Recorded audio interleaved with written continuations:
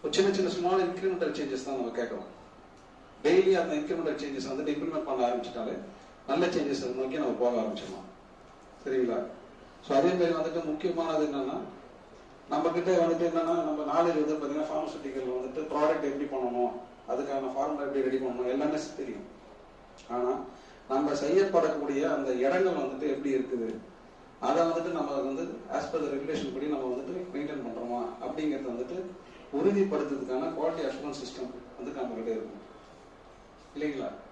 So quality assurance system இருந்தால் மட்டும்தான் quality product வெளியில வருது. ஸோ ஒவ்வொரு இண்டஸ்ட்ரியுமே வந்துட்டு கடைபிடிக்க வேண்டிய விஷயம் என்னன்னா டாக்குமெண்டேஷன். ஸோ நம்ம வந்துட்டு ஒரு ஸ்டாண்டர்ட் ஆப்ரேட்டிங் ப்ரொசீஜரை வந்துட்டு ப்ரிப்பேர் பண்ணிட்டு அதில் இருக்கக்கூடிய ஒர்க்கர்ஸ் எல்லாருக்கும் அதை ட்ரைனிங் கொடுத்துட்டு அந்த ட்ரைனிங்ல இருக்கக்கூடிய விஷயங்களை வந்துட்டு அவங்க வந்துட்டு நல்லபடியாக உள்வாங்கிக்கிறாங்கன்றத எவாலுவேட் பண்ணிட்டு அதுக்கப்புறம் இம்ப்ளிமெண்டேஷன் அதை செயல்